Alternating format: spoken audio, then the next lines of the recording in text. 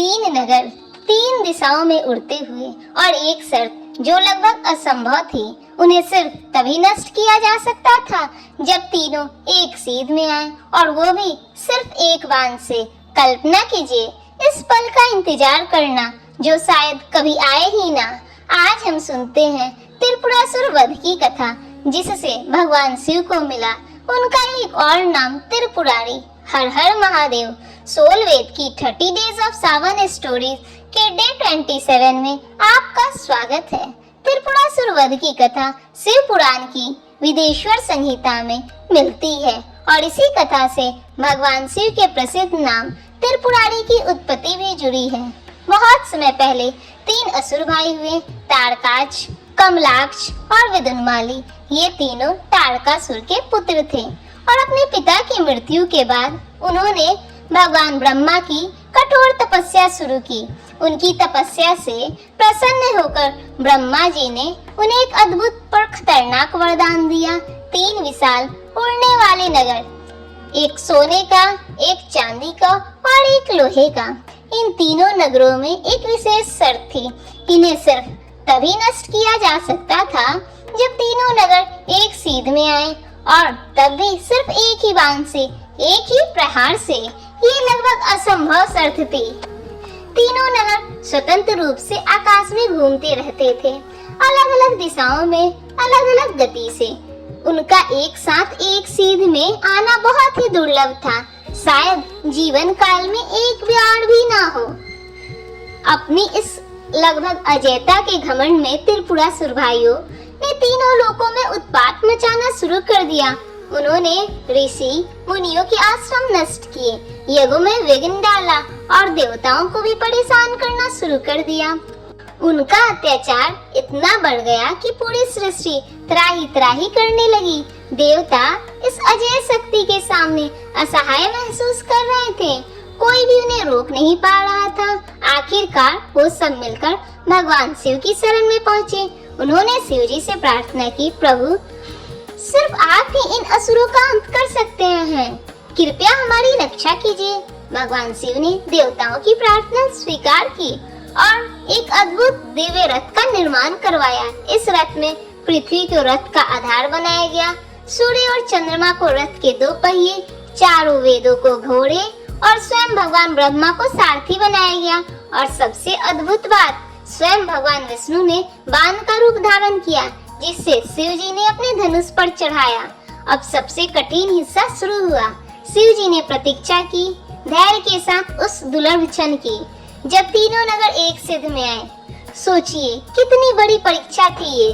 दिन बीतते गए, फिर महीने बीतने लगे। तीनों नगर अपनी अपनी दिशाओं में उड़ते रहे, कभी पास आते, कभी दूर चले जाते। हर बार जब वो लगभग एक सीध में आते दिखते, कुछ न कुछ फर्क रह जाता। पर शिव जी ने जल्दबाजी नहीं की। वो धनुष चढ़ाए, स्थिर धैर्य से प्रतीक्षा करते रहे, न एक पल पहले न एक पल बाद। महीनों की इस अटूट प्रतीक्षा के बाद आखिरकार वो क्षण आया। तीनों नगर एक साथ एक सिद्ध में आए। शिव जी ने बिना पल गंवाए अपना धनुष उठाया, निशाना साधा और एक ही बाण से तीनों नगरों को भस्म कर दिया। पूरा त्रिपुर अपने राक्षसों सहित धू धू कर जल उठा और नष्ट हो गया।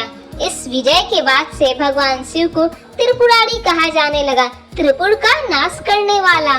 त्र्यंबकम यजामहे त्रिपुरांतकाय, हर हर त्रिपुरारी नमो नमः। हम त्रिनेत्रधारी त्रिपुर का अंत करने वाले शिव की आराधना करते हैं। हे त्रिपुरारी, आपको बार बार नमस्कार है। त्रिपुरासुर वध की कथा हमें एक बहुत गहरी सीख देती है। कुछ लड़ाइयाँ ताकत से नहीं, धैर्य से जीती जाती है। शिव जी के पास असीम शक्ति थी, पर उन्होंने उस शक्ति का उपयोग सही समय पर सही तरीके से किया।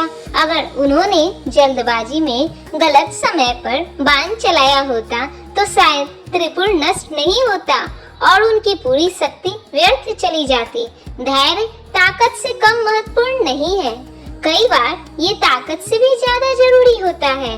आज के जीवन में भी बड़ी चुनौतियों का सामना करते समय हमें अक्सर तुरंत कार्रवाई करने की जल्दी होती है। हमें लगता है जितनी जल्दी हम प्रतिक्रिया देंगे उतना ही अच्छा, पर त्रिपुरारी की कथा हमें सिखाती है कभी कभी सबसे शक्तिशाली प्रतिक्रिया इंतजार करना होती है।